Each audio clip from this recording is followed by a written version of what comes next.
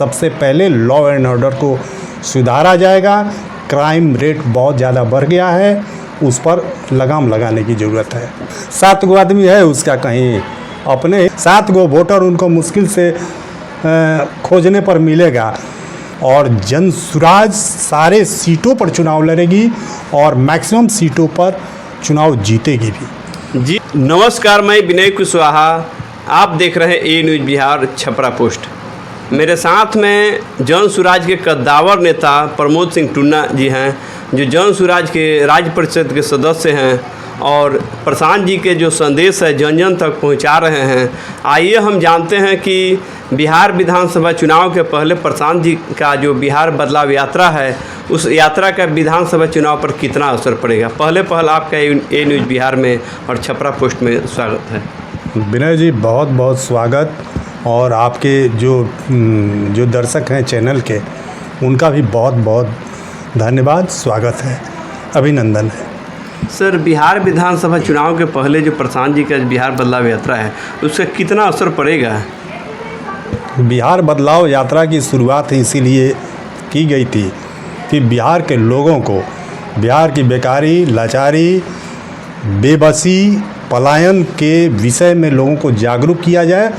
और यहाँ का वोट का मुख्य मुद्दा पलायन और शिक्षा रोजगार हो जाए। इसी जागरूकता को लेकर, लोगों में इस जागरूकता को फैलाने को लेकर बिहार बदलाव यात्रा का शुरुआत किया गया है, जो पूरे बिहार के लोगों में जागरूकता फैला रहा है और परिणाम सकारात्मक मिल रहा है। बिहार में जिस तरह से कानून व्यवस्था की स्थिति है, क्या कहना चाहेंगे। अभी लॉ एंड ऑर्डर की स्थिति जो बिहार में है, बहुत ही अब तक का सबसे दयनीय स्थिति में बिहार जो है चला गया है। और जन सुराज की सरकार आएगी, इस सबसे पहले लॉ एंड ऑर्डर को सुधारा जाएगा। क्राइम रेट बहुत ज़्यादा बढ़ गया है, उस पर लगाम लगाने की ज़रूरत है। आखिर क्या बिहार में सरकार है, लगाम क्यों नहीं लगा पा रही है। अब इस सवाल का जवाब तो नीतीश कुमार देंगे, माननीय, कि क्यों नहीं लगाम लगा रहे हैं वो क्राइम पर, जबकि राज्य सरकार का दायित्व है, सबसे पहला दायित्व है कि राज्य के वासिंदों को, राज्य के लोगों को सुरक्षा प्रदान करें। लेकिन इसमें अगर वो विफल हैं तो यह उनकी नाकामी है। बिहार में एनडीए में 2 गठबंधन, 2 पॉलिटिकल पार्टियां जो शामिल हैं, जो हम के जीतन राम मांझी जी और चिराग पासवान जी, दोनों व्यक्ति कहते हैं कि बिहार की 243 सीटों पर चुनाव लड़ेंगे।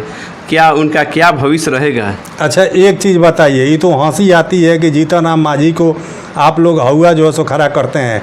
7 गो आदमी है उसका कहीं, अपने ही जिला की बात ले लीजिए।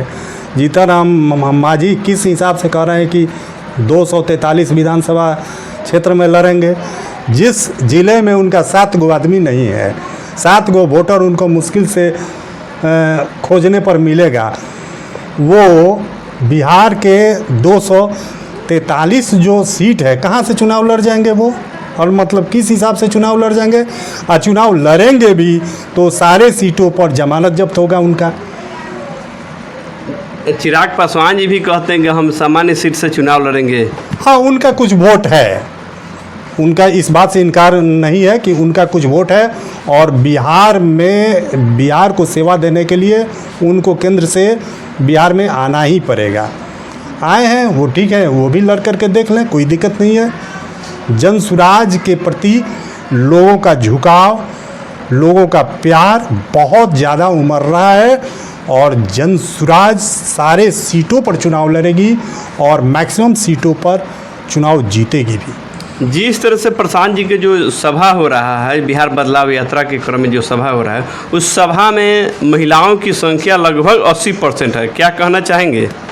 महिलाओं की संख्या 80% होने का कारण है कि महिलाएं ज़्यादा जो है सो आकर्षित हैं जन सुराज के सिद्धांतों के प्रति, नियमों के प्रति, और महिला ही चाहती हैं कि बिहार में जनता का सुंदर राज स्थापित हो।